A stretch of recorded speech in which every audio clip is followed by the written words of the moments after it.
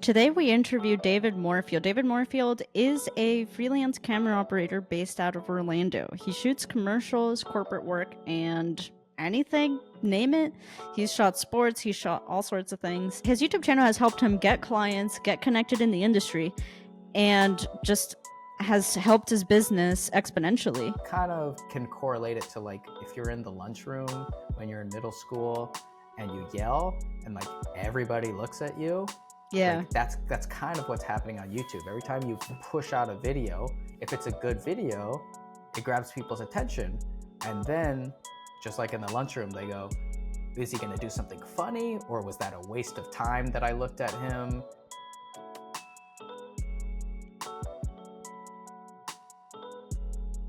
How you started in video, or were you doing stuff before video? What were you up to? I think like a lot of Florida kids, I got started filming skateboarding, surfing, and just from watching really cool videos, VHS tapes, and then being like, oh, I want to make that. My dad has a small little camcorder. I remember the first thing that I filmed was my brother skateboarding in our front driveway, and I knew how to start the recording, but I was like, how do you stop? And it just kept rolling. And then I was freaking out, ran inside. I was like, Mom, how do you turn this thing off? And she's like, you hit the record button again. Like, come on.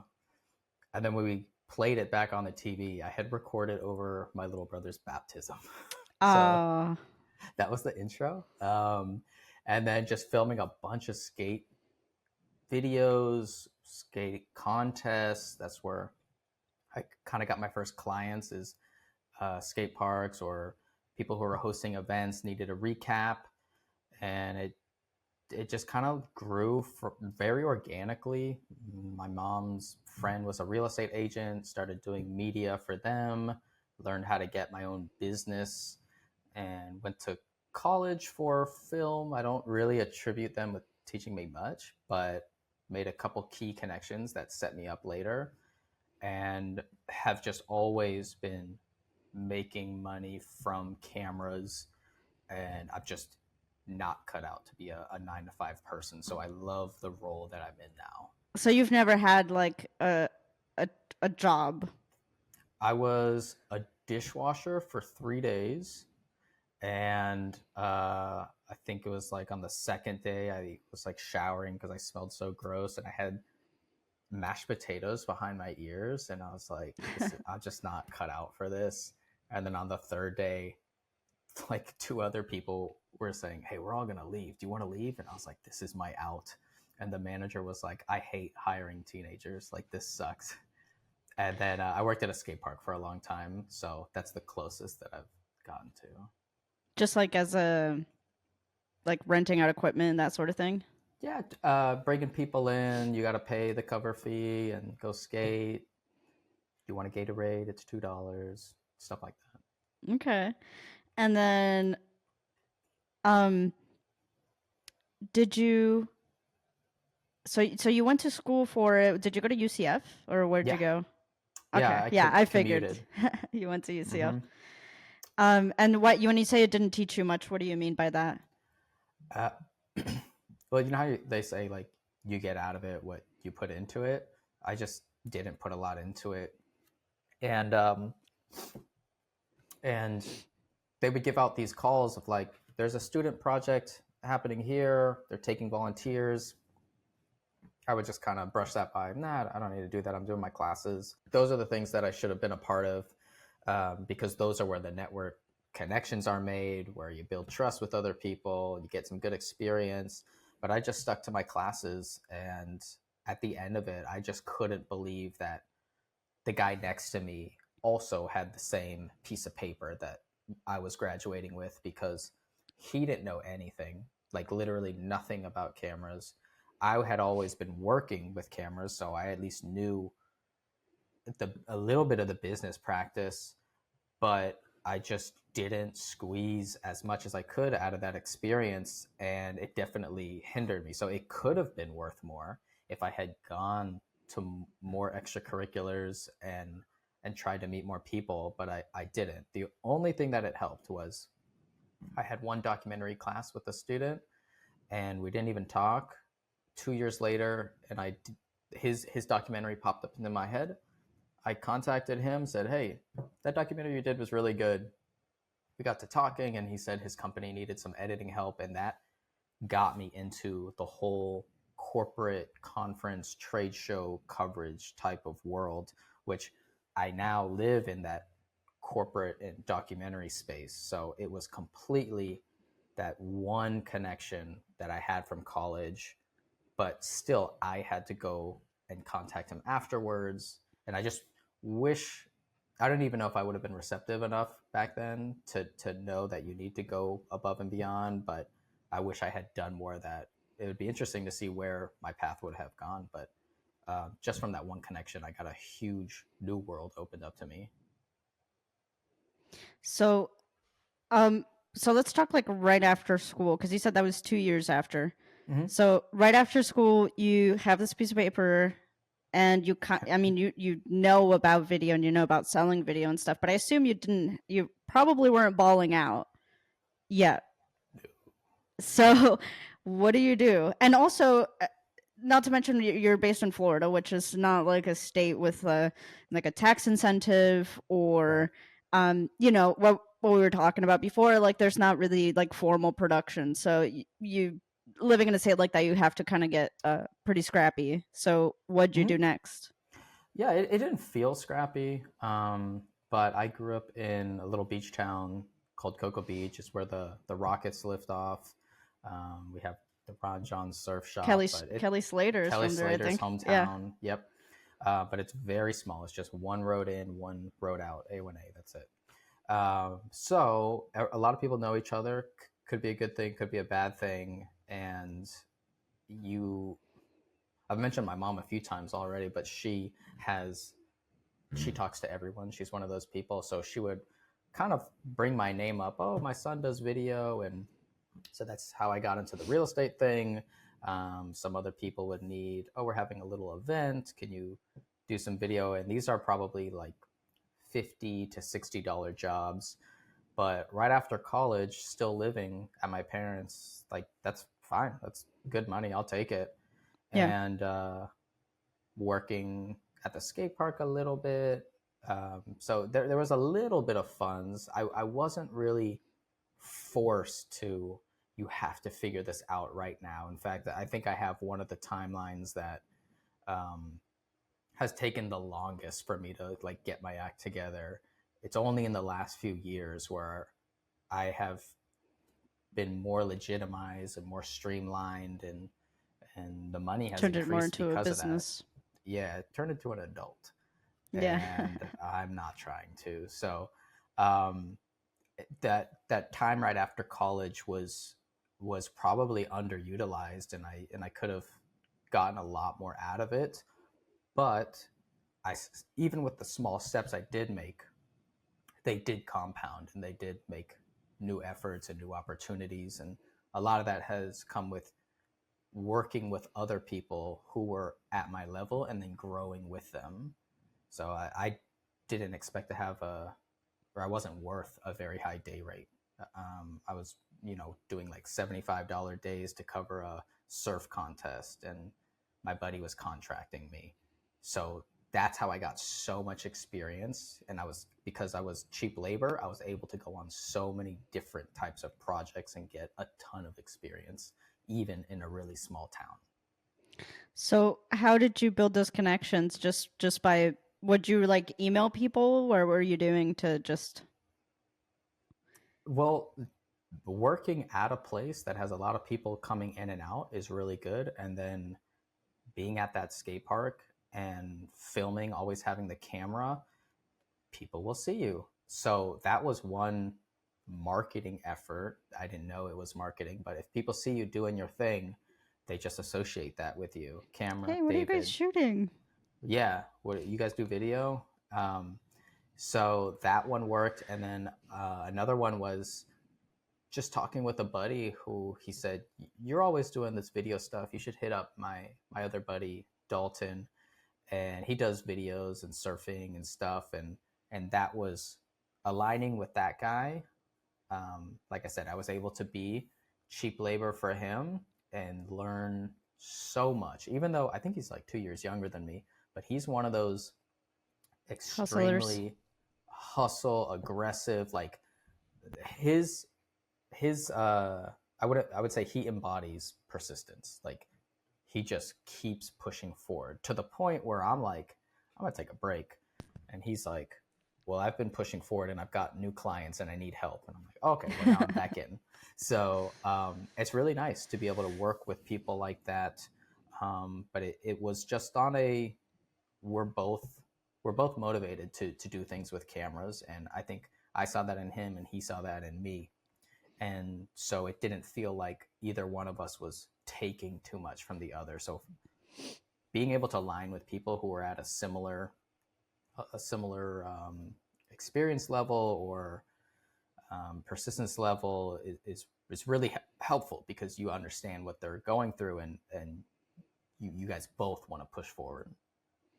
So when did you feel like you had enough clients and connections and stuff to leave the skate park? It wasn't even that. It was more so of an emotional decision. Like I was like, I'm not being a good employee anymore, because I'm more fixated on this other type of work, and therefore I don't care as much about this job. And like I was just becoming lazy, and I was like, this is not my Yeah. character. I need to get out of this, because I can tell I'm not in it anymore. I did it for, I don't know, 4 or 6 years, something like that, all through high school, college. So that was kind of a realization point of you don't want to be here, so then don't be here. And I was once I made that switch to doing a lot of real estate photos and videos. Those were my clients, and then I would freelance for other companies like Dalton and some other people. I was able to say, oh, okay, I can make this work. I can have my customers, I can have other people that I contract for, and I can like start to juggle this, and I can lean a certain way if I want to. If I want to start getting my own clients, and I can lean towards being more of a freelancer. They each have their pros and cons, but yeah, that was kind of the triggering point of being like, I'm not really in this mode anymore. I'm over on this side. So with the real estate clients, that was like your first area of focus. Yes, definitely. Real estate was the first one, and it's great because you work with an agent here, an agent there, an agent there. And if you do good work, another agent says, who'd you get to photograph that? Yeah. Some of the real estate agents are cool, and they're like, oh, I got him. Some of them want to protect you, and they're like, no, I don't want anybody using my photographer guy. But it's a small area, so word gets around, and then you could start doing photo, and then you can upsell them and say, would you like a little video? Would you like drone photos? And then you can go into the more expansive services like Matterport and all this other stuff that I never ended up getting into, because it was an add-on service that I could have profited from, but I just didn't want to do that. I like working with video cameras and photo, but it was a nice learning scenario for how to manage clients, income, receivables, invoicing. You can work at your own pace. You can reach out. You can door knock. You can briefcase. So There's is so that what many you were different doing to ways. get clients? Were you like actively pursuing agents, or at this point were they kind of just coming through you through word of mouth? A lot of word of mouth, and then I would do some cold emails. Probably the biggest one that I got was an office manager, and me and her hit it off. So anytime she had new agents coming in, they'd say, well, who do you guys use for photos? She would recommend me. So that one, I was getting leads like every week. And some people use you, and then they drop you, and then they go somewhere else, and everybody's trying to figure out what the best situation. So it was nice having all these different types of customers. Some people who were super poignant, other people who were a little all over the place. It teaches you how to run a business with different personalities. So at this point where you're kind of like fixated on the real estate and then freelancing on the side when you can, like what would you say if you had to average it out? I know it's like super flex, right? Because it's super dependent monthly, but what would you say you were making like that year, give or take? That year was um, probably around like 24,000, and there was I think it was like 18,000 one year, 24,000 the other year, and what happened was I was freelancing a lot for this one individual, and he was getting so much work that he would just keep contracting me over and over and over again that I could kind of like let my real estate side just I don't need to reach out to anyone. Yeah, I don't need to Just hustle. wherever it's at, just keep it there. We're getting more fun video work on this side. So that one, I think that year he comprised maybe like 11,000 of that 24,000 ish Yeah. from one client. He was my one client, and then the following year, his massive contract ended, and Mm. basically he was like, "Hey, all the freelancers that I contract, I got to fight to survive right now. Sorry." So I went from losing basically 50% of my income to now being like, oh, you should have really been fostering your client side. Yeah, those relationships. Yeah, that was a huge turning point where I said, okay, I'm never going to have one client taking up the bulk of my income because it's too risky. Yeah, no, that makes sense. So he drops off and then now you're like, okay, I got to focus on B2B. So what do you do next? So the easiest thing was to just bump up that real estate media side. So I got a ton of new clients there. How'd you do that? Were more cold calling? Were you doing Facebook ads? What were you doing for outreach? I wish I knew how to do Facebook ads. I know they're super valuable. I know Instagram ads are valuable, but it was mostly just word of mouth. I would experiment with different outreaches. I would print out flyers and drop them off at places, at Did that offices. work? Did that I ever think work? Like, I think it did maybe once or twice, but not a high ROI. There was another one where they had like a raffle, and I raffled off um, a free shoot. yeah. That kind of worked. I did a couple cold calls, and you know there is an art to cold calls that I have not It's so mastered. tough. It's so tough because I debate it too in my head. I'm like, when I'm like not busy, I'm like, should I just go on Google and start calling people? But the problem is that you end up calling like some teen or whatever that's in the front Right, desk. And then right. it's like you're not even getting to the right person. So it kind of like, I don't know. I've had better luck with like LinkedIn and emailing and trying to find Mm. like the specific person you want to talk to instead of like when you cold call. I guess there's a chance that the owner answers if the business is small enough, but there's also a chance that like some random front desk person answers and then they'll say something like, "Oh yeah, I'll be right on that. I'll give you their information." They don't. They just Yeah, well, luckily, real estate agents are usually a company of one, so their phone number is on the for sale sign, so Oh you have yeah, a that's direct true. I guess I was phone thinking more number. of like regular businesses like if you're calling like a dentist or something. Yeah, that's one difference for real estate, but like I said, the most valuable one I had was getting an office manager on the same page because they ran through they did my marketing for me basically. Yeah, no, that makes sense. So you pivot back to B2B and then you're able to kind of fill up your schedule with the real estate agents. Um Hmm. where do you go from there? You just kind of like focus on real estate for a year? Like, what do you do next? Yeah, I think I did it in total for like 4 years, somewhere around there, 4 or 5 years. And that other connection that I made from college, that is what spurred the path that I'm on today. So Yeah, that because guy now you're doing worked, a lot of different stuff. yeah, yeah, that guy worked at a conference and trade show coverage video production company. So all the conferences around the US or even globally. They would film recaps, daily recaps, email blasts, all that stuff, and they'd send a team of producers, videographers, on-site editors. It was really cool to see a crew work together, um, Yeah. and that opened me up to. First, I just got brought on as an editor, and I'm such a bad editor. Like I'm I'm Saw not a you were bad looking for an editor. editor for your YouTube channel. Oh yeah, I'm trying to. No, no, no, not for my YouTube channel. For a client that I film for, Oh, I thought and it was for your channel. no, I can edit my stuff on my phone for YouTube. That's how everything gets made on my channel.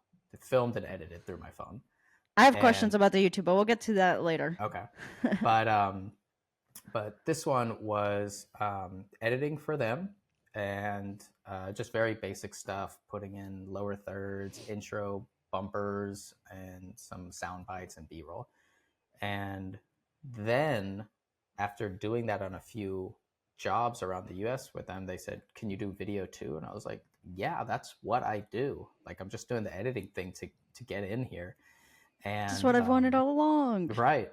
So I used their gear. I which was great because I did not have the full kit list to So be able to do this job.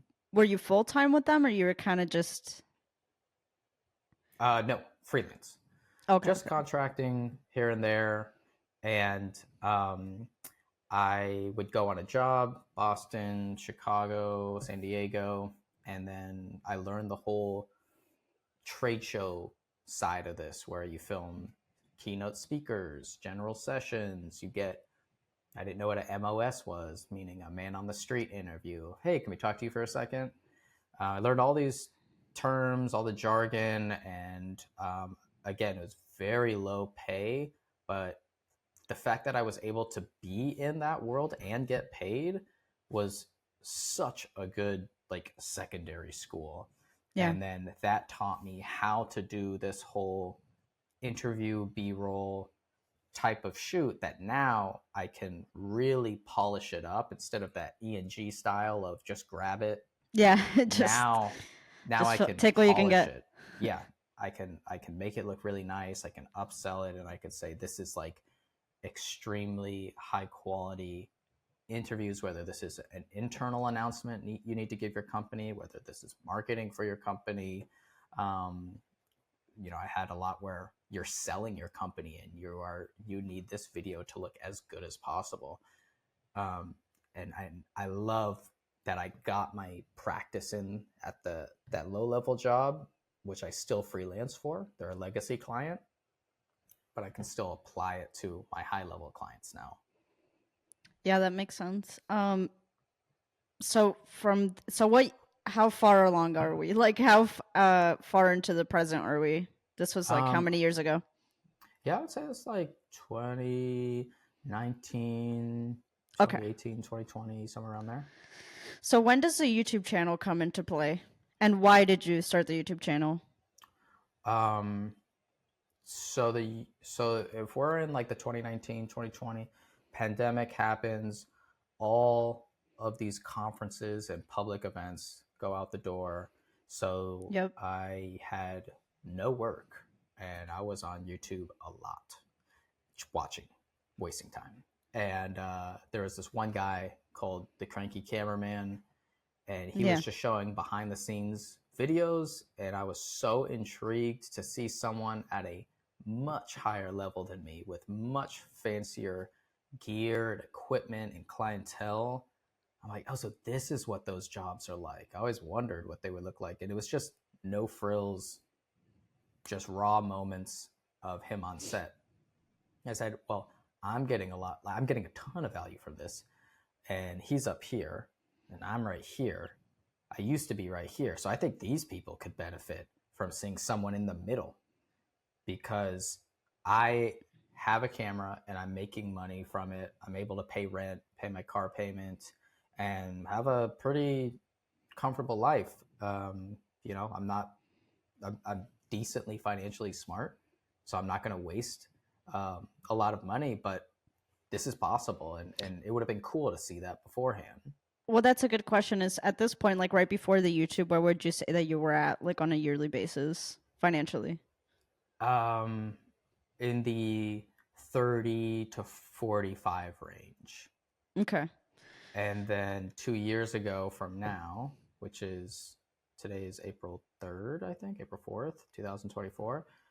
So 2 years ago, I started the YouTube channel because I had no work, I had nothing to do, Yeah. and I was getting one job every 3 weeks. And I said, well, I'm going to copy this guy and I'm going to do the same thing. So I did that and it was super fun. I think I got like 15 to 30 views on my first video. I was like, okay, like I was wondering if I was going to That's go the viral, worst. That's the but worst. Is like when you put all this effort into a video and then like your mom watches it and you're like, well, well, that's the thing is I didn't put that much effort into it. It was just a couple of clips on my phone and then I talked a little bit. I was like really shy, so like when the client stepped out, I was like, we're using this light, this camera, and this microphone. And then I would film a little bit more and then open up iMovie on my phone, do a little voiceover, and then upload it. So it was not a lot of effort. And that's how I was able to not overthink it. I'm a very over analytical person. yeah. But this process of like just the value is in what you're saying, not in the packaging. So get it out as fast as possible was very relieving. I didn't have to overthink it. And I've continued doing that because that's how my brain works. If I put too much effort into it, it's not going to come out in the right time. So just talk, get it out. There's no music, there's no flashy transitions. If you're watching one of my videos, it's because you want to. Otherwise, Yeah. there's nothing to it. It's only if you like the information that I'm telling you, the information of someone who's actually working on sets, conducting their own business, has their own LLC. If that's of value to it, my channel is very insightful. If you're looking for like entertainment, not the right channel. Um, so that path of least resistance is what allowed me to have a nice running start with the YouTube channel. I was able to just put out anytime I had a job, I would put out a video. Even when I didn't have a job, I would say, I don't have a job this week, but I'm looking at this piece of camera equipment and I'm thinking it could help me when I get onto set sometime in the future. So I could always, even if I wasn't working, I could still make vlogs and I would put them out once or twice a week. So now we're at 131 vlogs in total. So Yeah, I consistent. saw the which I have several questions about that cuz like I mean, you kind of mentioned that at first you were like, "Oh, here's what I'm doing." And then like you'd hide your phone. But Yeah. cuz I've thought about the style that you do because like you said it's it's easier to put it out. One of my problems with YouTube is that like I'm in that vein of like I feel like I have to put all this effort because like all the Mm-hmm. other people on YouTube are putting all this effort. And what if the other video people watch me and they think I suck because I didn't edit this? Um so did you how did you go from feeling awkward in doing that? Did you tell the clients? I also feel like when I'm shooting like there's so much going on that I'm like, oh, I don't know if I have time to just start talking about whatever. So like, how did you get over that? And how did do you tell clients that you're doing this? Do clients just kind of already know that this is a thing you do, or like, how are you going on about that? So first, let's talk about the actual filming of it. I don't want it to actually interfere with any of my work, right? Like that would be horrible because that's not what I'm getting paid to be there for, and I Yeah. need to make sure that I can deliver the best thing that I'm capable of. So it's really just a quick.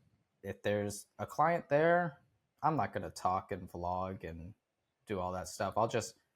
It's just a Film a phone, clip. so I just go, yeah, roll for 5 seconds. And I'll get something, in the next 20 minutes later, I'll grab a 5 second clip, and I just don't want it to interrupt at Yeah. all. So the voiceovers kind of carry the whole thing. Yeah. And if I'm usually doing one man band stuff for interviews. So when I'm able to set up this light and this negative, and then I have some key light right here. Once I'm done with that and I get the audio, a lot of times the interview is just babysitting the camera. Yeah. After you've done the hard work, you're just monitoring audio. So I'm able to grab a little bit here, grab a little bit there, and um, and just kind of like build up the clips throughout the day. But I I don't want to have the vlogging be a presence at all.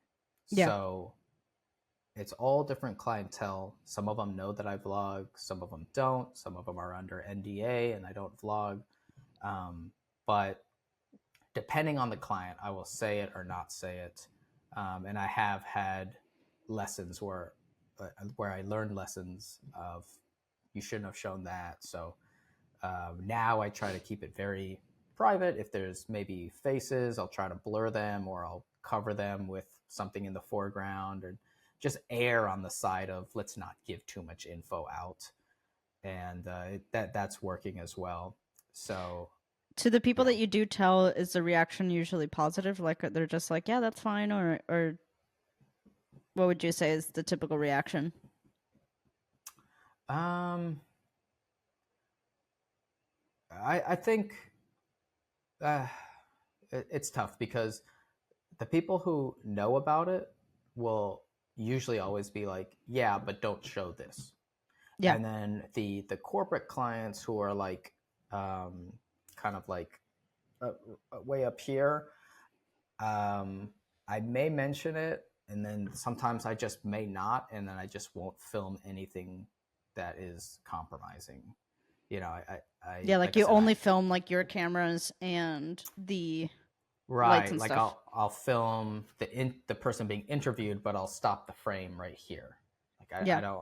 I don't want to show it, but I have had to learn my lesson. Like I said, I've had corporate representatives saying like absolutely take that down immediately, and I'm like I'm so sorry. So I have had to learn my lesson.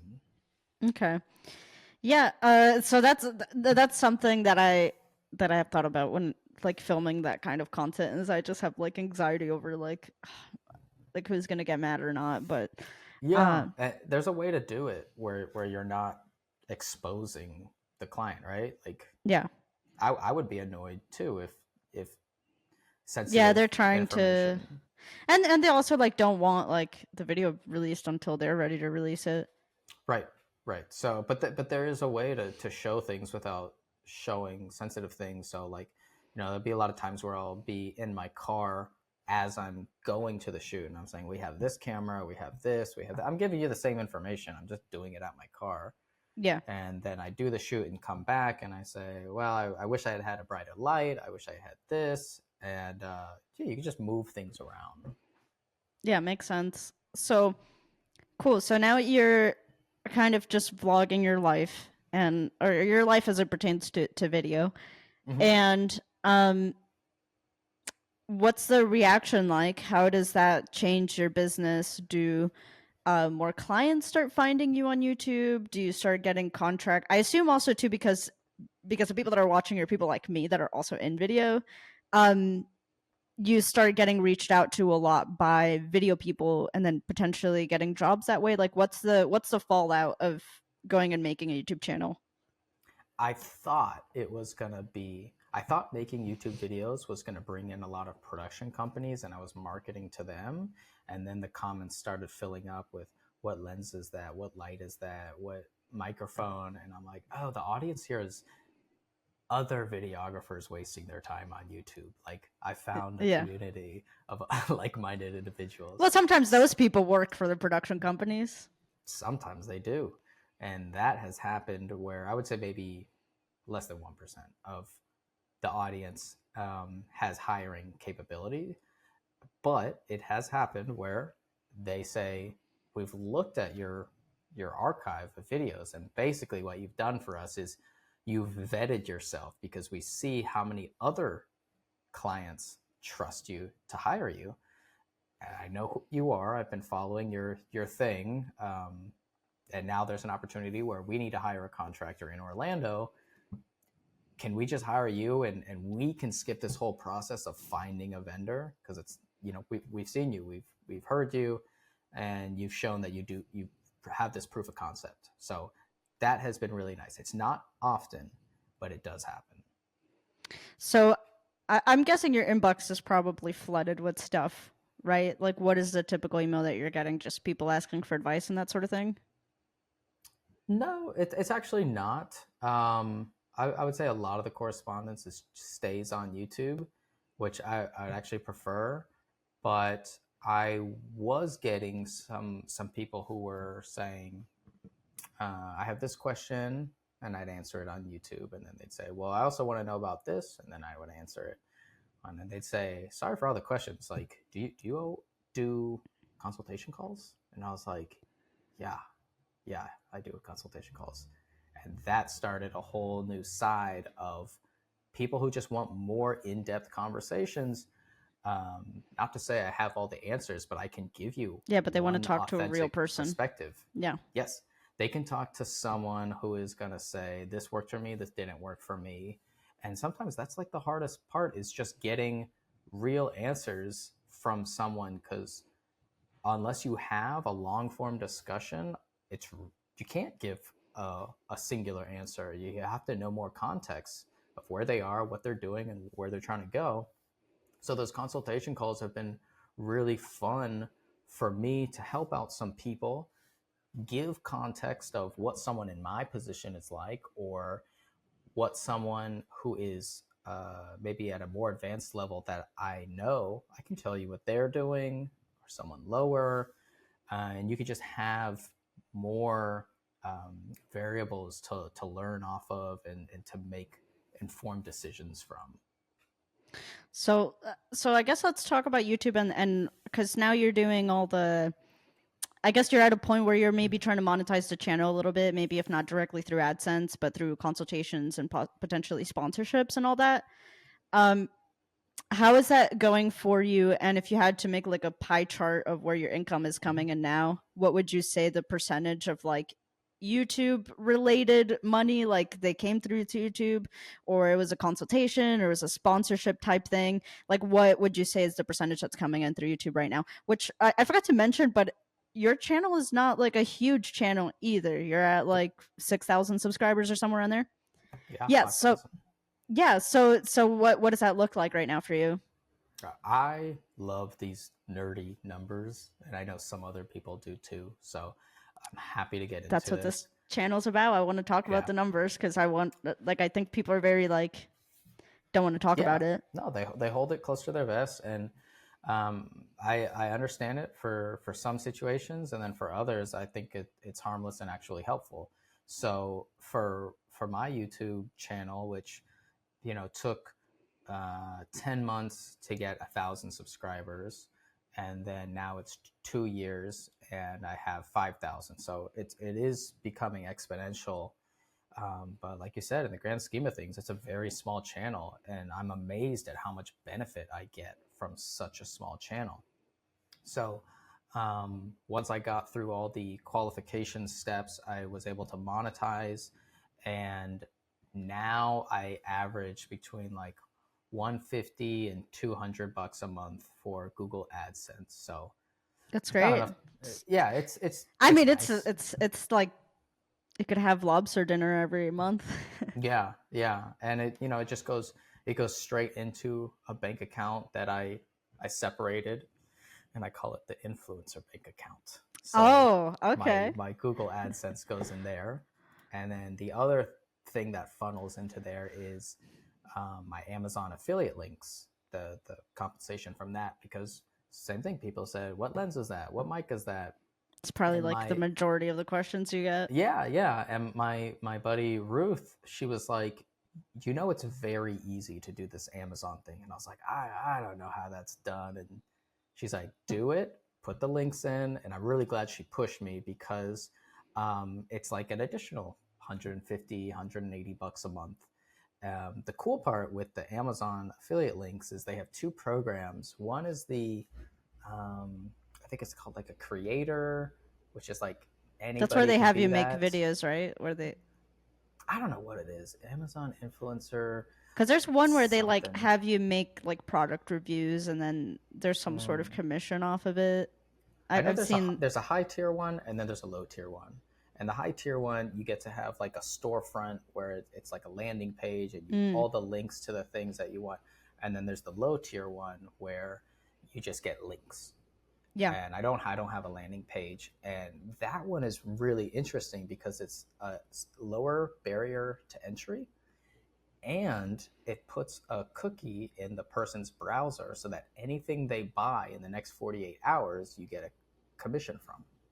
So the higher tier one does not allow that. It's only if they purchase that product. So I would go on to my Amazon page and I would be like, I would look at what I got commissioned from, and it would say Canon LPE6 battery, That and would then be it so would, lucky if they bought like a camera. yeah, that's a great commission. And then it would say, tripod, and then it would say kidney beans, and then Swiffer wet Kidney jet, beans. and then napkins. And I'm like, oh, these people are clicking my link, getting onto Amazon, and then realizing, oh, Doing I have more, groceries. I need to do my shopping. And I'm getting a commission from that. Now, by commission, I mean 2 cents, 3 cents, 8 cents. Yeah. But Yeah, but it adds up. up. Yeah. So I'll take that money, sure. So I said like another $150 a month goes right into the influencer account, and then it's the consultation calls are $125 an hour. I probably do one a week. I just did one One right a before week. I this thought you were gonna call. say one a month. Yeah, maybe once a week, once every 2 weeks. I try to like stack them if I can, two on the same day. So maybe something like that, where it's 2 in 2 weeks. But So off of just being like a pseudo influencer, if you will, like you're mhm. probably like making between $500 to $1,000 a month. No, I don't think 1,000. Maybe we're getting close. But it's growing. That's the thing. Is like, Yeah. a couple months ago, it was like one consultation call every 2 months. So now the frequency is increasing. My short term goal is to have YouTube pay for this apartment, this monthly rent. That's what I was 'Cause- gonna get to. Is like it'd be like because that's what my personal little goal is with those side projects. Is just like if I could just have the YouTube and the pseudo influencer stuff like pay for rent, like that's yeah, pretty well, I great. think it would be a kind of more of a mental shift to know that I am You're getting good. this apartment for free, paid for by YouTube. I think it would kind of like jumpstart. Okay, well, what else can I get it to pay for? Can I get it to pay for a down payment on a house? Can I Yeah. get it to pay for this? And that would be very freeing and very rewarding to have it take off such a large life expense. Yeah, that's great. So back to the pie chart question. So what Yes. percentage would you say that is of your income right now? So the whole YouTube like effort, including all of those, would probably be like 10 to 15%, somewhere around there. But the caveat is, I will get people who hire me for work based off the YouTube. Yeah, that's channel. the thing that would probably be hard to like measure is just how much people it are is like hard. finding you and maybe not really mentioning that they found you through YouTube, but they were like they always mention it because they want kind of a warm intro, right? You don't want to just. It's better to have a warm intro than hello person, hello person. Yeah, so it's easier to be like, hey, I'm familiar with your work on YouTube. That's the type of thing we're looking for. So I'm pretty much always made aware if they came from a YouTube connection. But I haven't run the exact numbers on strictly jobs that have came from YouTube. But they could range from just one day of work to multiple callbacks to I had this one where I had a random email from someone who said, there's a job listing in your area. I'm not in your area. but there is a documentary DP who is wanted for a multi-day gig. Would you like me to send you the info? And I was like, yeah, like, how do you have this? Where are you from? He goes, oh, I'm from Alaska. Oh my god. And I was like, It's like the opposite. okay. And he said, well, I'm part of this cinema mailing list, like newsletter type thing. And they broadcasted it on there. And you're always saying how you're working in Orlando. So I can connect you. I was like, do you know the person? He's like, I do not know the person at all. So I was like, send me their info. So I ended up doing 3 days of work for an Australian documentary that was doing their final days of production here in Orlando. That strictly came from YouTube. I would not have had access, and it was in my backyard, but it took someone from Alaska to patch me through. Yeah. So it's It's all very hard connections. to quantify what the real gain is from YouTube, because stuff like that happens where it's not consistent, but it can absolutely happen where Australian production company, someone in Alaska, and then Orlando, I got plugged in somehow. I think also too another factor that like you can't really correlate, but I think is definitely a factor is like just people seeing your face, like Mhm. because if you're like on the top of their heads, like oh that guy, like I watch him on YouTube, or like oh I need somebody in Orlando, oh David, like Mhm. just the constant update of like seeing that person's face, I think is like really helpful. Yeah, 100%. If I was to put out a vlog once a month, I wouldn't have 25% less impact. It would be like 99% less impact. Like it is a a continual pushing. What is it? Self promotion, basically.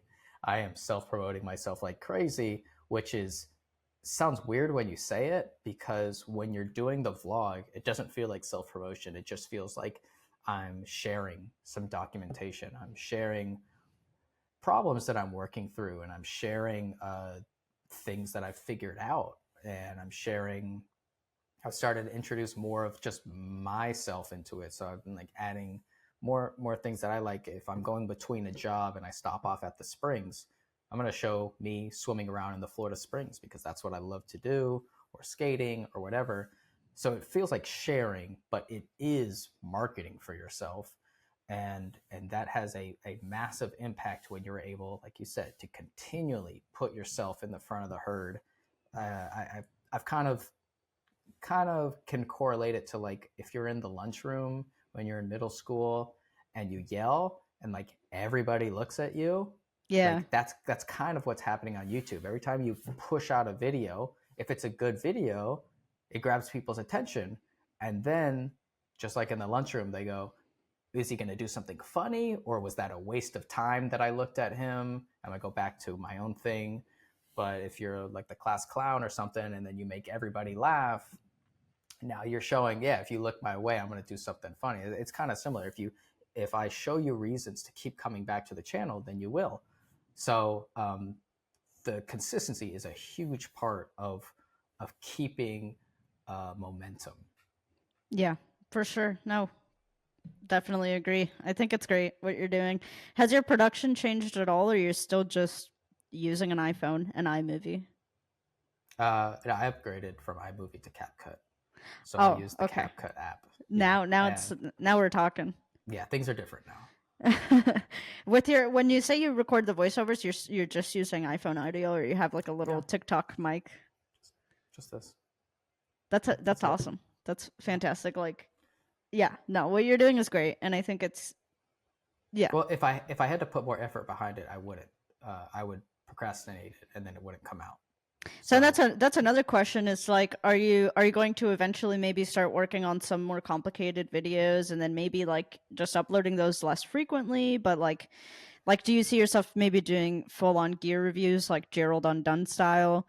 Like do you have any other goals with YouTube specifically? the review stuff, it's just too much work, and I don't find any fun in it. So definitely not that.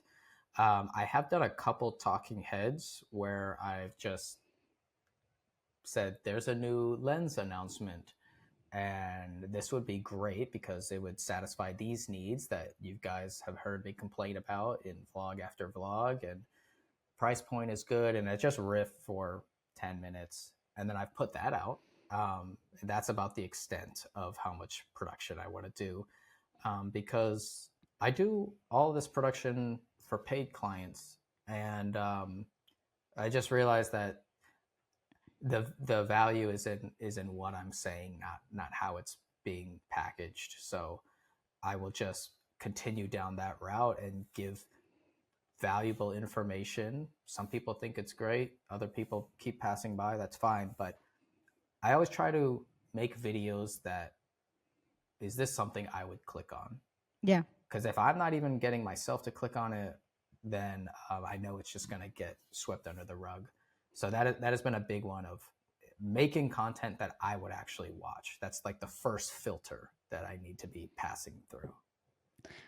What about short films or documentaries or podcasts or anything like that? Like, do you see yourself kind of going in that vein? Because you don't want to do the gear reviews, but is there, I guess, is there something that you've thought about and but just maybe aren't ready to do yet? Yeah, I did a passion project documentary 2 years ago, completely free, and I did it on an MMA fighter, and it was such a fun process. I learned so much, and I was able to get into 6 different festivals. Got to travel around Florida for the premieres, and it was this really really fruitful experience, not monetarily, but it led to network connections, which eventually did lead to more money. And I got to meet all these different people that now have come to my filmmaker meetups, and um, I've been waiting for something new to come across organically. And funny enough, last week I found a new documentary character, and I've had a couple pre-production calls, and I'm really excited to jump back into the process again, because not only does it have that reward that I was mentioning, but it's very satisfying to pull a story out of something that's just happening in life and then package it and make a poster and make a teaser and then have their family come out and then watch an audience watch your film. It's super fun. That's great. Love to hear that. Um, so you also do these meetup groups off of the YouTube. How I think you did one in Atlanta and Dallas. Mm-hmm. How's that been? What made you decide to do that? I've told the story before, but basically I had one guy who was coming from Arizona, and he was moving his life to Orlando. He'd never heard of me, but his buddy said, "Hey, you should hit up this guy. He does video production in Orlando." So he did, and we met up for coffee, and it was just really cool to talk with someone who was also doing video and roughly the same age, and just get new perspectives. And I said, like, "Hey, do you mind if I film like a little time lapse of us talking? That vlog that your buddy told you about, I like to put stuff on there." And he was like, "Yeah, sure." So I put that out, and then 5 people said, "Can I have coffee with you?" Oh And I my was like, god. no, I'm sorry. That's too much coffee. It's way too much. No, I'll take the coffee. It's too much time. It's way too much time to have 5 different individual dates. So I said, Yeah. let's all do it at the exact same time. And I'm going to do the exact same thing where I'm going to take some pictures and some time lapses. And then I'm going to call it the Orlando Filmmaker Meetup. And then that got more attention. Oh, there's a meetup for Orlando filmmakers in Central Florida, and anybody can drive there. And I was like, okay, like I know what I'm doing. Like I'm creating this You're a trendsetter. thing,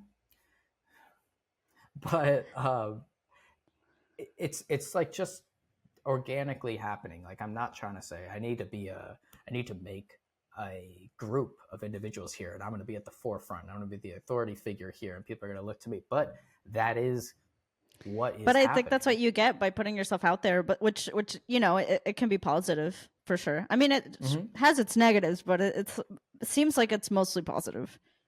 Yeah, and like as a more introverted person, I'm like, I don't want to be an event planner. Like, that is not what I like to do. But um, it's really fun once you plan the stuff and then people come in and you're meeting all these new people who, you know, kind of, like you said, kind of give you that pseudo influencer feeling where they're like, I've seen you, I've seen 80 videos of you. I'm like, oh my gosh. Um, it's cool to meet you. So it's cool for me to meet any new person who is in the area and also interested in video. And it's so cool to see what I get from it, but then see what they get from it, because they start intermingling. And now there have been so many people who are hiring people within the group, trading jobs, passing off clients. I'm busy this weekend. Can you take this? Can you cover for me? And it's, you know, all from this little meetup. And recently I went on a job where every single person in the crew was sourced from my meetup. That's amazing. And I was like just a helper on that one. I was like, yeah, like this is crazy cool. Like, it all comes from people being connected. If you're not connected, we would all still live in the same city and just not be able to help each other out, not be able to benefit from knowing each other. Yeah.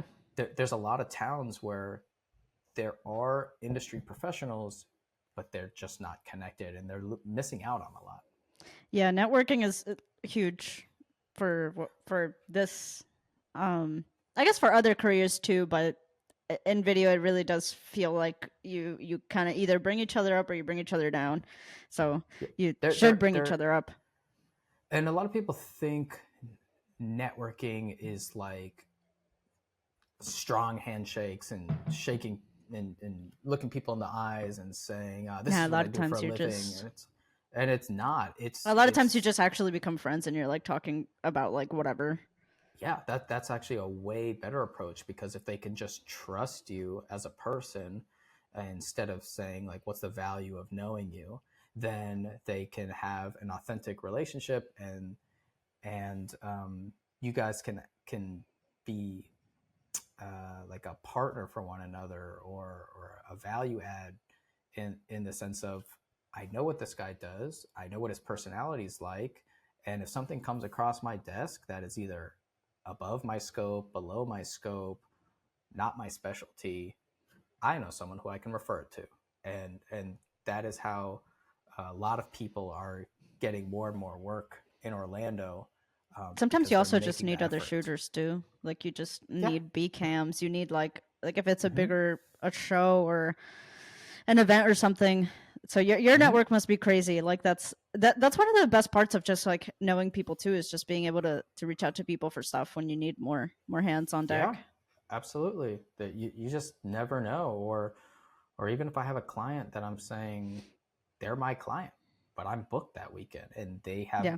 a hard event date that they need. I need someone to go in and to handle that. Now I have multiple people instead of being like, well, I know one person. It's like, I know a ton of people now. Yeah, no. It's great to hear. So let's go back to the video stuff. And away from the influencer world. What would you say that your income is at now? Like, just obviously, there's a lot of variation as a Mm-hmm. freelance business owner, but what would you say that you're kind of like pulling in a year, like with the Well, totality of everything? well, as someone who is interested in buying a house, the finance numbers are like top of the page. That, you know, if you're trying to get pre-approved for anything, they have to know how much exactly do you make. So luckily, I have been informed with these numbers. So let me kind of like walk you through the last 5 years, because it is pretty interesting. So let's just roughly say 5 years ago. 5 years is like when you started taking it serious. Yeah, maybe like yeah, 4 years ago is when it was serious, and then I've been making money from video before that as well. So But more just I like a side thing, right? yeah. Okay. I remember the numbers, but I don't remember the years. So I remember working at the skate park. I made $11,000. So good thing there wasn't many expenses. And then the next year was working at the skate park and a couple video projects, and that was 18. And then it was 22. I think those are still during college. And then it went to 35, and then 44, and then 55, and then the year before last was 75, and then last year was 79 because I just did my taxes and now I know. So it's been this very nice curve going up, but like I said, I think that could have been implemented a long time ago if I really had taken things more seriously. But I think I also just needed to You had to mature learn. as well. Yeah. Yeah, but like I said, I have always looked younger than I am, and I think that has kind of made me feel more like a kid and not like I need to take things as seriously as an adult. But like now that I'm getting a little older, I'm like, hey, now you have to do things now. Yeah. All right, so So you're let's gonna be figure able to this get that out. house? Well, I'm in Florida, so prices are crazy, I know. It's one of and the I don't reasons know. I left Florida, but Yeah, well, my apartment is, I have somehow found a gem of an apartment. It's the top floor of a small building, and it's right in the middle of downtown, and I'm getting that like that little fairy tale young urban downtown professional. experience. Yes, that's exactly what I wanted, and now I have it, and I'm like, why would I want to pay more money to not have this? So, um, if there's a financial crisis, then I will be able to It'll buy a swoop house for right in. cheap. Yeah. Until then, it's just looking for the right opportunity. But it's I'm gathering information right now of what it's like to be a homeowner, and looking at a lot of friends who are actively in their pursuit, who are signing papers, and I'm just taking notes. So you're making basically like 80 now. And Haven't hit the eighth threshold, but we're close. okay, well, I'm hopeful We're you're gonna do close. it this year. Yeah. Well, hopefully it's with the exponential increase in YouTube and other stuff, I would love for another $10,000 to $15,000 jump this year. I don't know if it'll happen, but just always trying to work with bigger clients, and recently there's been a lot of jobs where it's multi-day projects, and those really help the income. Yeah, those are it feels great when that happens. Um what how would you when you I guess like how many shoots a month would you average you did last year, like give or Mm-hmm. take to hit those numbers? I mean, I know it's super flux, right? Like the summers can be a little bit slower, the January can be slower, but if you It had to say was. like how many shoots a month on average, probably. Well, I can tell you that last year I was doing all my bookkeeping, and this year, as part of my effort to be legitimized and have a bookkeeper, have a full CPA, now I'm offloading all that to them. But I do have an Excel spreadsheet up that it's always a tab Oh, open in my fancy. browser. Yeah, because I just open an Excel spreadsheet and I say, I did this job, it was this much money on this date. So I'm staring at it now. So last year was in January, one, two, three, four, five, six, seven, 8 jobs. Nice. And Usually Fe- January is kind of slow.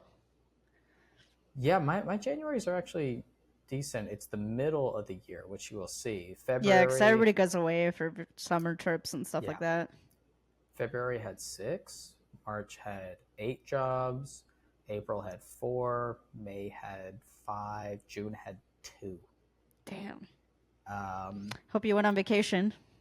yeah, sometimes I just jump over to Puerto Rico when I want to.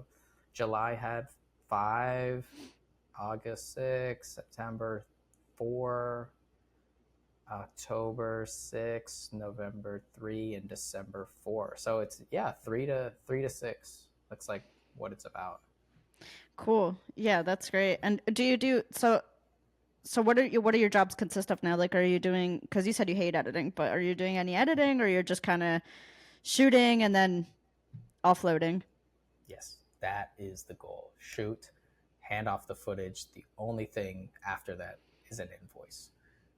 That is what I want to do. That is what I focus on. And that kind of shift, where it went from 55,000 to a large jump to like 75, was when I made the decision to say I'm not a production company anymore. I'm a freelance videographer. I'm a freelance DP. I do the recording. Yeah. I don't do post production. I don't do pre production. That dropped my clientele like drastically, probably by, I have it in a video where I talked about, once I made this change, I worked 30% of the days that I worked the year before. 30% of the days, 30% less. Sorry, it went from 130 days to like 100 days, somewhere around there. But my income increased by like 2 or 3. Like it was crazy, like per job. So That's interesting. I went from doing like $400 for shoot and edit, turnaround, and all that stuff to um, a very common corporate rate for myself, which is $1,200 a day, just shooting, handing off. Because now you're looked at as like a specialist, and a Yeah. specialist gets to charge more money, and it kind of put me into this whole other area where instead of taking everything, you do this, which comes with the hard action of saying no to a lot of clients. You have clients who are saying, I got money for you, do you want to work? And you have to say no, it falls outside of my scope, or it's too cheap. And when I said goodbye to the real estate side of things, all that media, photo, video, drone, blah blah blah, it was really hard. I had to keep telling people, no, I don't do it, you should contact this person, this is another good photographer, this is a great videographer, and just keep sending money out, keep it going out, which is weird. And luckily it had a slow build to where I was focusing more on the corporate work, and now it's paying off. But it's weird that it's less work and more money.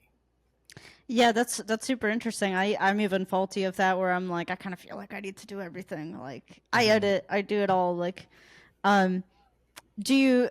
I don't know how much gear you own. I know you have like an FX6 and you have pretty decent kit and stuff. But do you charge people more if they ask for more gear? Like, how are you doing that? Yeah, if someone says 2 cameras, I only own one right now. Do you have to um, rent and I everything? rent a camera, and sometimes I just do a straight, here's the rental receipt. And then other times I say, I need to put money on top of that because You need I an had op. to. Yeah, I had not that, but like I'm the one who had to spend the time to rent it, to go to FedEx, to pick it Yeah, up, yeah. to return it. So I'll just put a margin on top of that. Um, I have some friends that I rent from really cheap, and if there's another crew member, then I will, of course, charge for them. Um, I keep my kit very slim because I try to do the same types of jobs, the interview and B-roll jobs. So if I can keep the projects similar, that means I can keep the gear lean, and I don't have to spend money for all this other stuff that I used to be buying, because I would get a job for this area and I need that Yep. type of equipment. Then I need a job for this area and I need that type of equipment. If I just focus majoritively on interviews and B-roll, then it's very simple. It's camera, big key light, hair light, some audio, and a good tripod. Yeah. And then maybe there's a couple add-ons. Recently I've got some small things like teleprompters, or um, like I said, sometimes I need an additional camera. And What would you but say the percentage of like jobs where you're just a one man band versus having to get other ops or like a PA or something? 90% are me. But a And lot how do of you it feel about is, that? Do you like, because I oh, I find love it. myself, oh, you like it. Oh, I don't like managing other people. Oh, sometimes I like just feel kind of lonely. It's like I'm like, oh, I wish there was like I had a little crew. Oh, no, no, I'm not like that. I enjoy, um, I'm hard enough to to make sure I'm doing the right thing. So when I have to make sure other people are doing the right things, I feel like my brain is really split. So I'd rather reduce the scope of the project and let me just do everything, unless it's just an assistant that I need. Recently, though, there has been a point where I've had a client who has now had repeated events that I've worked for them, and they said this next one was going to be complicated, and I could already feel myself like going downhill. And I said, "This needs to have a producer. Like I am not a producer. I can conduct the technical side of things, and I can make sure that the production runs smoothly, but the logistics, you need a producer." And basically, that if we can do that, then I will take on this job. And this is the one where I said they were completely focusing on me rather than the other Miami people, just because the personalities lined up. So they said, Yeah. if that's what needs to be done, then we want to continue working with you. Let's do it. And it went so much better because I was able to offload all of those logistics to a producer who is built for that thing. I'm not built for that. So there are certain times when I will bring in other people, especially when it's outside of my wheelhouse. But I'm definitely not the person who says, okay, so we're going to get a crew of 6 people together, and we're going to have location managers and field producers and makeup and hair. Like at that point, you're a conductor of an orchestra, and that's not what I have fun doing. I like just playing the instrument and being in that world. Do you see I yourself will getting to that point? never.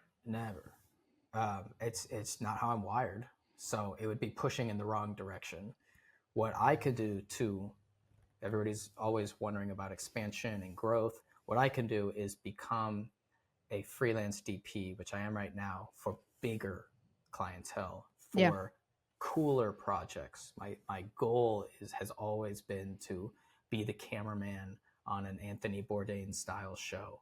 Like Yeah. that's what I want to do. Travel for 2 weeks, make a really cool series, documentary type, and just go to all these new countries, new places, and then come back home and rest and rejuvenate, and then go back out. Um, I'm not a an Business owner tycoon. Yeah. operation. Yeah, like and it's just it's a different type of business tycoon, right? It's a company of one, Yeah. because you still have to go through all of the business formalities. Like I have a LLC, I have liability insurance. You know, everybody needs gear insurance. You still have to do all these things, but you're just a little bit more tunnel vision to hit certain things. Whereas I know other people who are, um, if anything comes their way, they're like, I will figure it out. Yeah. And that's how they're wired. And kudos to them, because they're pushing in the right direction, the direction that they naturally go.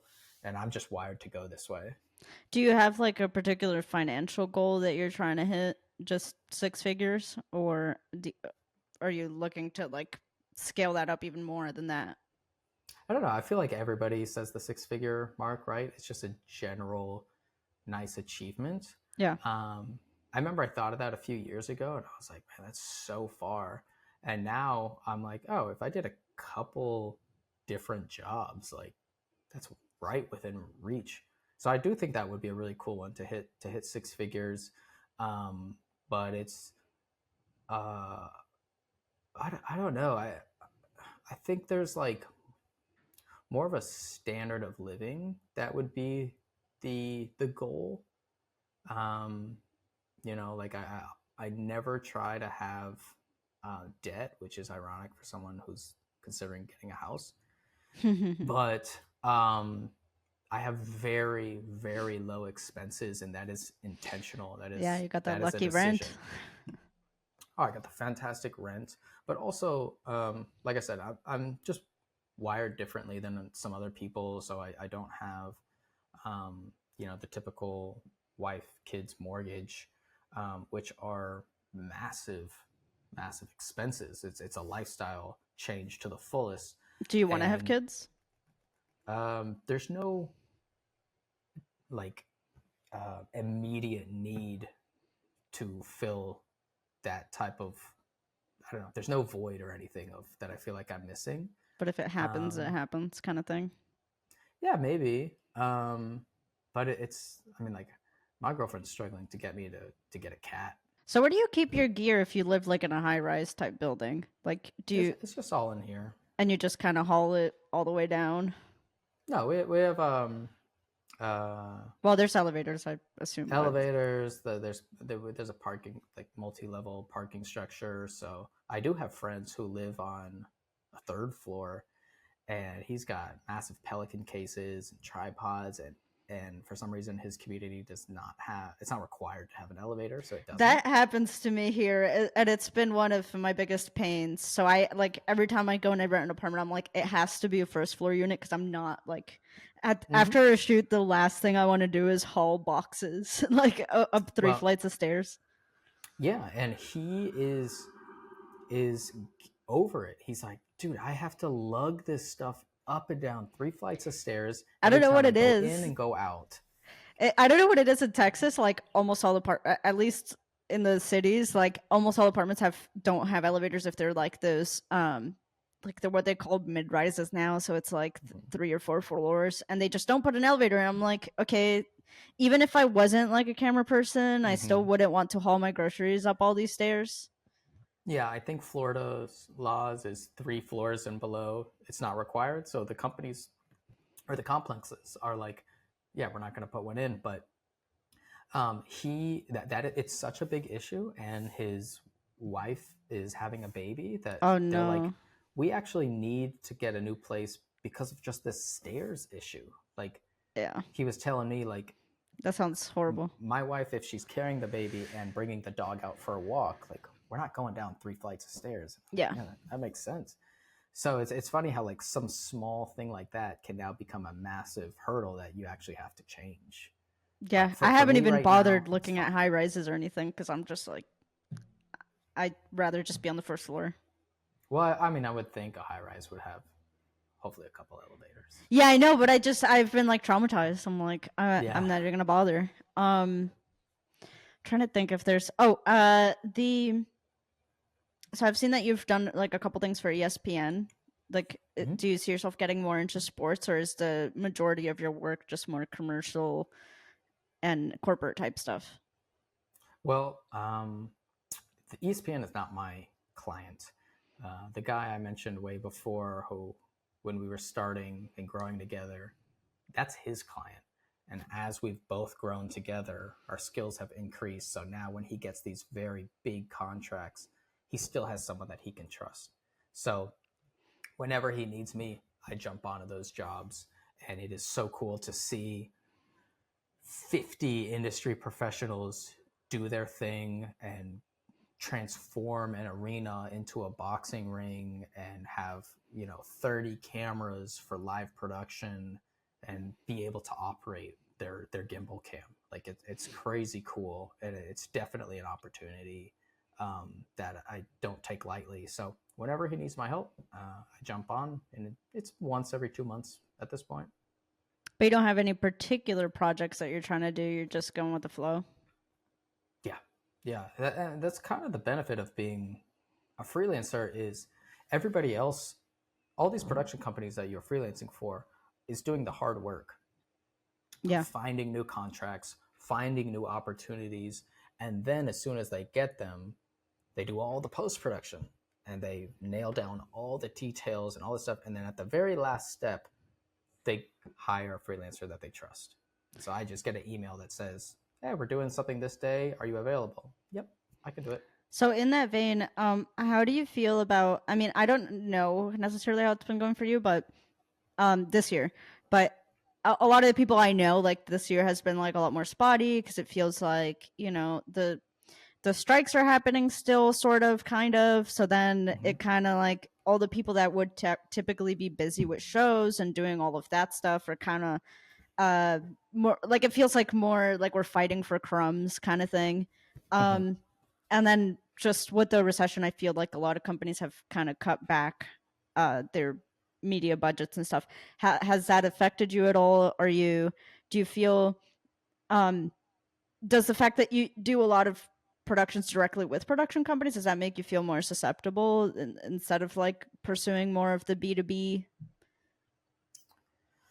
Um, well, being based in Orlando, where our industry is tourism here, so it's very largely event based and people coming in and out here. There is not a lot of shows happening here, so the strikes have literally no effect on me. Yeah. Being in the conference and documentary world, um, it's all, you know, a completely different industry. So I don't really feel any effect from that. I do like to learn from that lesson from before and not have all of my clients be for one provider, one client. Um, but I will. It's now always in the back of my head.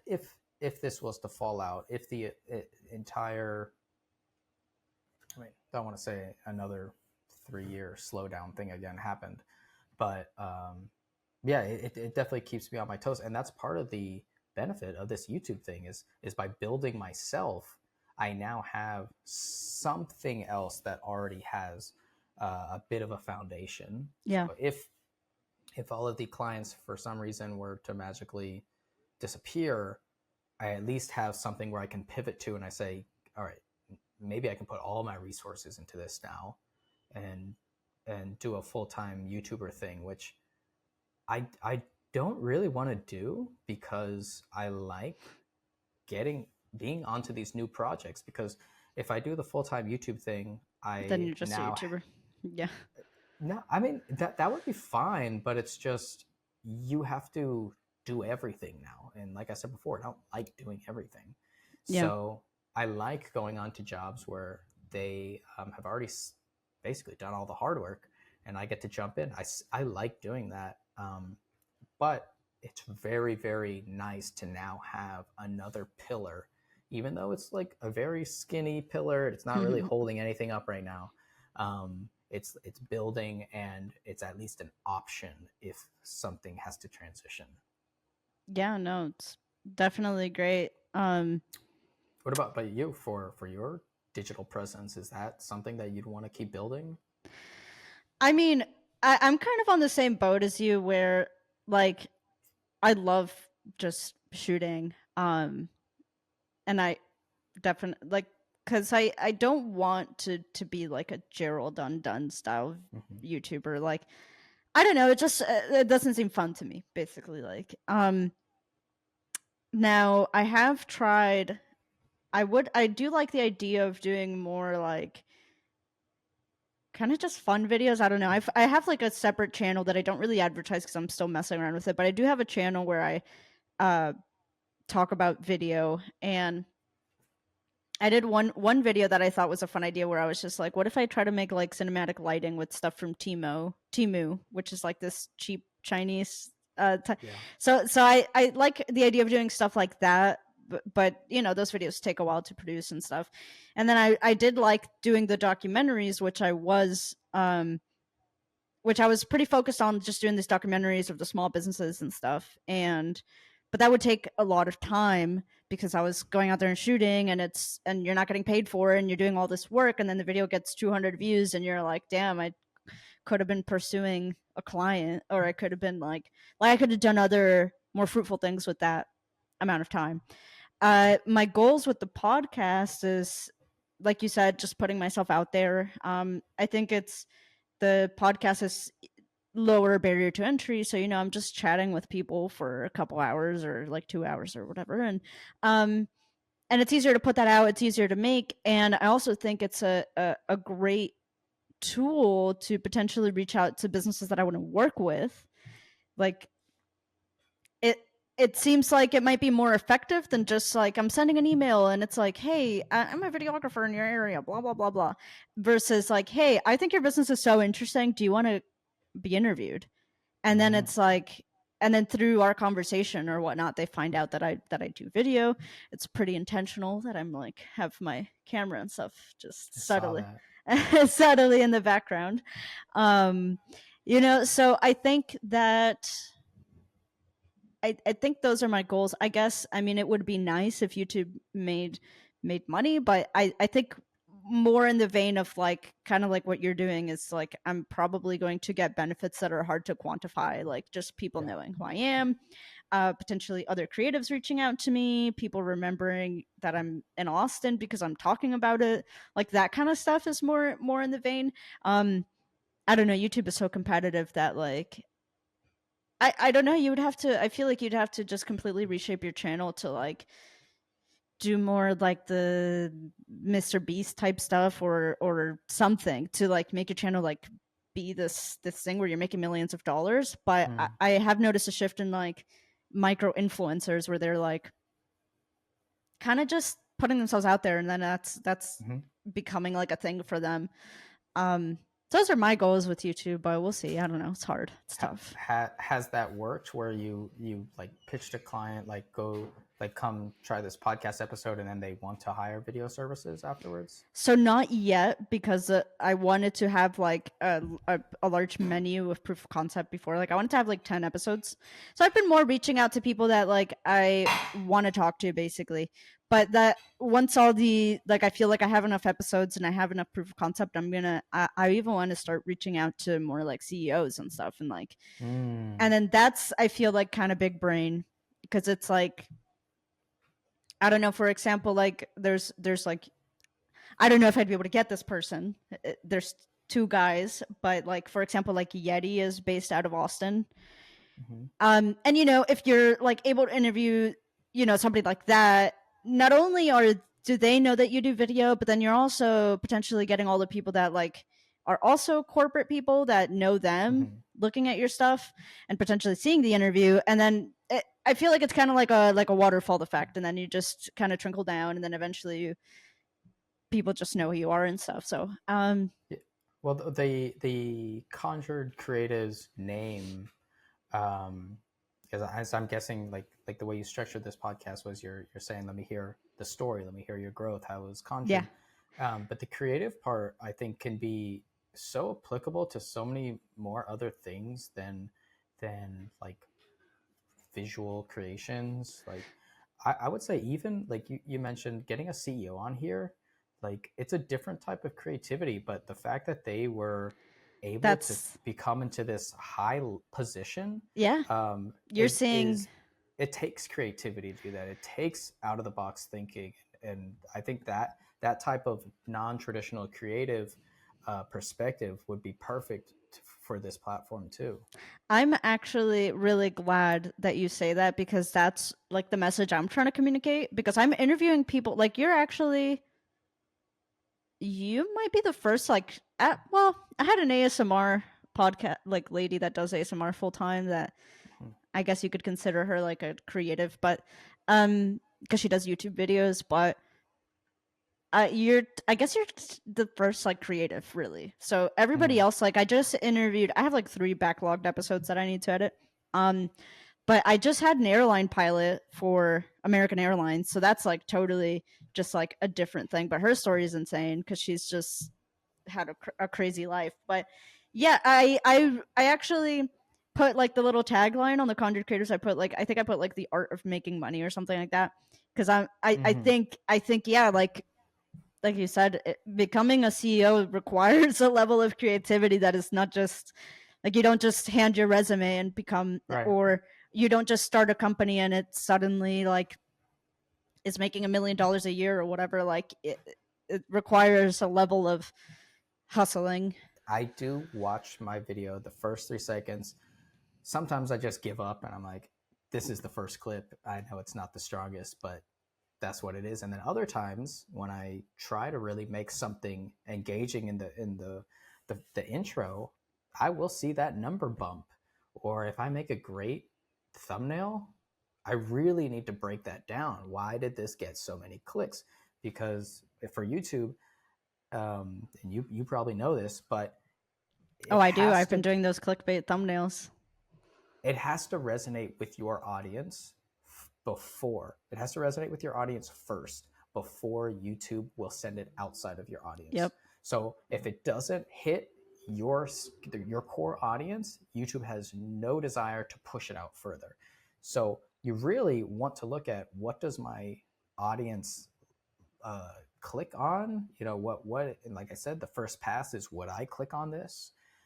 And if you can get that to work, then you will get that YouTube push where it'll say like, okay, this is really resonating with your community. Let's push it out wider. And that's where like those viral moments come from, which I have yet to see, but I'm really hoping it comes soon. And my whole game plan is, when I do get some viral video, they're going to see a backlog of hundreds of videos to be like, oh, he does this all the time. There's new content every week. Let's subscribe. Whereas if you get a viral video and you have no backlog, you have no catalog, they're going to be like, oh, that was a one and done thing. So there's no reason to ever come back to this channel.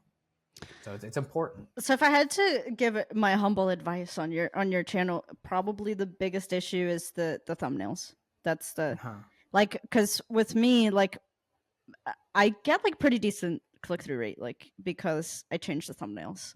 So that's what I would say is the but it is a huge pain to create thumbnails. So I would look into potentially hiring somebody to do that, because that's I have like somebody that I hired to do that basically. I can. Yeah, yours are really good. Yeah, I mean, I don't have a problem with my CTR. I think it's more like, Do you know your numbers? of my CTR. I think I'm like, and if people don't know what CTR, it's your click-through rate. It means when someone looks at it, how many of them click and actually watch the video. for me, I think it's at like, it varies per video, right? But I would say it, I don't know. Let me see if I can look at the analytics on my phone, because I'm like away from my computer. But let me see. For me, I can share mine while you're looking. Really good is 11%, and then it usually dwindles down to between 4 and 9%. So 4 to 9% of people end up clicking through the video. But I'm curious to see what yours are. I think my overall, like, through the entire channel, like on the Conjured Creatives channel, it's like 5%. But there are, but the videos that do well, it's a little bit higher. So I'm trying to see if I could on my phone see individual videos, because I can do it on the computer, but like my computer's like far from where I am right now. No worries.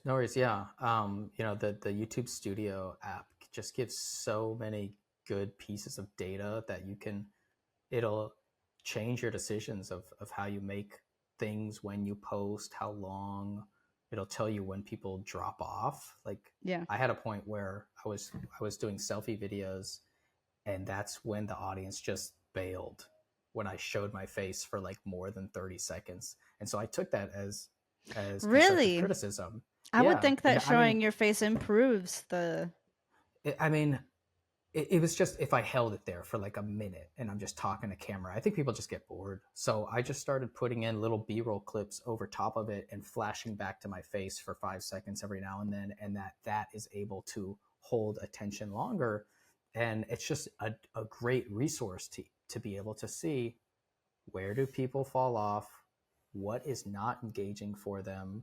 So YouTube is a really fun puzzle, because they give you all this data to work with, and you could just forget all the data and do what you enjoy, and I'm sure that'll have its successes too. But if you want numerical reasons to change directions, like, they give you a plethora of data.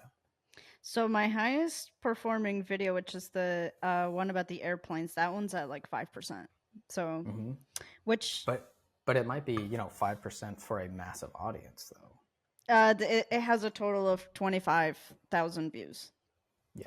So that's great. So yeah, that video, that's my highest performing video. And then the second one is the leatherworking one.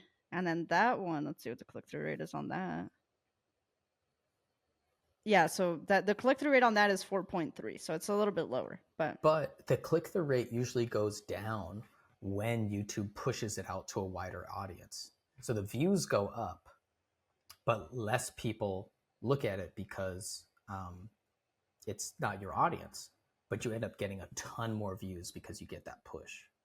I think also another factor that I've analyzed with YouTube is that, yes, you need that initial click-through rate, but you also need retention. So with this video in particular, it's so 63% of people are watching after the 30% mark.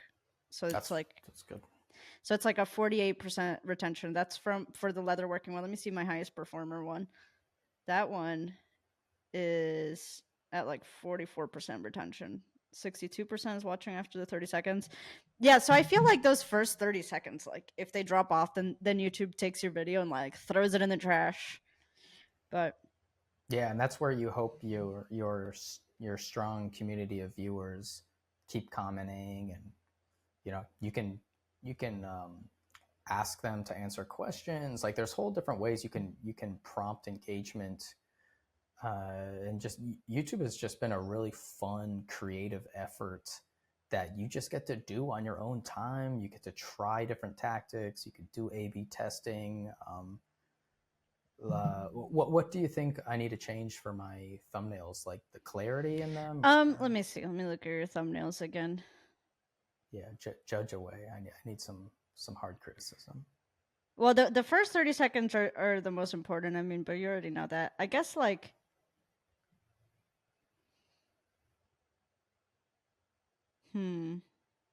Well, they have a more of a raw feeling to them, right? Like it's not a I guess I'd be polished look.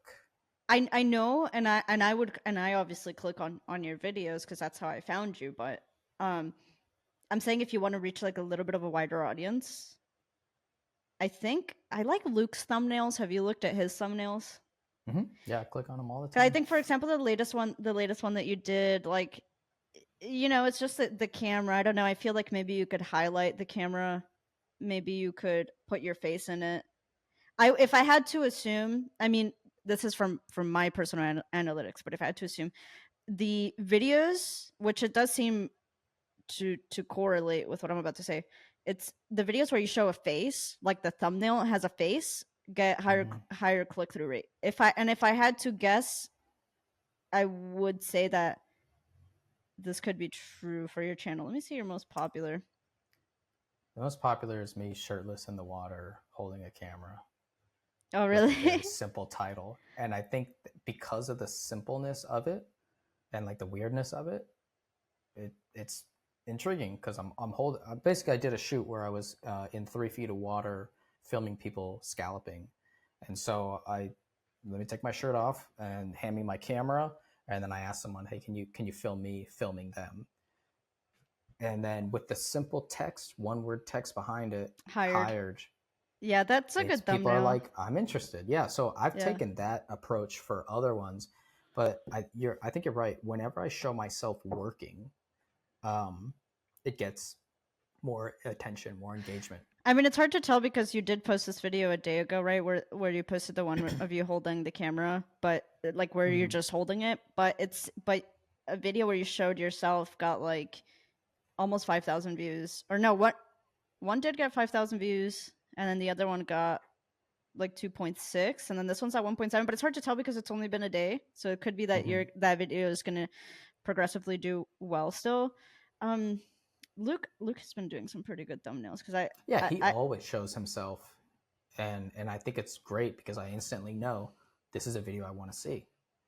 yeah, he's been doing a good job. Or like the one with the AI, and then he right at the end the filmmaking. It's like everybody's seen the AI video from Sora, so they like that's recognizable. Having some good text in the thumbnail is really, really important. Yeah, I think simple text, but also bright colors. Like it seems like all of them are like him outside or him in a situation where it's like bright and pops out. Um, yeah, I don't know. I like his thumbnails. I do click on his videos a lot. I'd be interested to see if you tried more of like you tried more like kind of YouTubey Mr. Beast type thumbnails. I hate I don't like know. maybe I should try it for a couple videos and then just see how it does. If it changes your performance, I'd just be curious in like trying it. Be interesting. Yeah, you never know. I just want it to be authentic, right? Like I just want it to feel like um, I you're getting an unfiltered perspective from me. Like I say a lot, share, don't preach, because I don't want to be told what I need to do. But if you tell me what you're doing and the consequences of that, whether they're good or bad, I'll take that info all day. But don't tell me what to do, because my situation is not the same as yours. And I think that's a lot more comfortable to be an audience member when someone is just sharing. So I kind of reflect that in the thumbnails, in the titles, and then especially in the dialogue. I always try to say, this is what I'm doing, um, and this is what's happening because of that. So I texted you my channel that I don't really talk about because I'm like testing things, and I think that Mm-hmm. like sometimes when I'm testing things, I'm like, oh, this is cringy, and I don't want people to like just be like lurking me.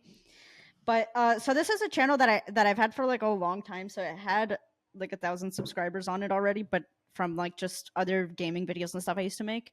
So, but this is so don't look at the subscriber count. But Okay. I made a video. I had like a viral moment with the first video where YouTube pushed it out, and that's the one how to make money as a videographer. That video got like for no reason pushed out by YouTube. And I think I mean I want to say that the thumbnail had an effect because it's like it's me with a camera, it's super bright, it says 10K a month, so like obviously people are interested because money that's one thing that I'll say, anything that has money, Mm-hmm. people love to click on money, like they want to know. They're like, "Oh, you can make that much." The other videos haven't like done super well either, but the other ones I'm like, oh, let me try it because I'm trying different things to see what works or not, right? So, Yeah. um, I've done some where I'm like just doing more talking head. I did one with where I talk about my gear because I'm like, let me see how gear does. Let me see it. So I'm trying different things. And then the last one that I made was like, oh, let me try something where it's more fun and a little bit convoluted, and that's the one I was telling you with the Timu Yeah. video. So this is my like little attempt where I'm like testing stuff, but I think that I'm trying to see how this kind of thumbnail works, basically. But Well, I just subscribed, so I'm gonna follow along. oh yeah, you're gonna see my cringy attempts where I'm like, let me try this, let me try that. It does feel cringy sometimes when you're making just YouTube videos, or when you're like, I do a lot where I'm not always working, so I will film myself walking uh, to FedEx to drop off a package, and I'll, just like film myself, and I'll be explaining what's happening, and then someone will turn the corner and I will bail. Oh I my don't want god, to I be that can't do guy. that. I can't do that. I will bail. So, I've and tried then to I'll do just pick that. it back up and restart. But yeah, it is cringy. If I'm in a really crowded place like an airport, I still feel like, oh man, I'm that guy like doing this. But then when I edit the video and then I upload it, and everybody's like, oh, it's so cool to see, the process of you, whatever, like going to the airport lounge, or what it was like in there. I'm like, oh, okay, so that 10 seconds of awkwardness is worth it. And next time I'm going to feel a little bit less awkward about it, but it does still feel cringy. But I can convince myself under the veil of, I'm just sharing stuff. Yeah. I'm not like trying to be something that I'm not. So it's not too bad.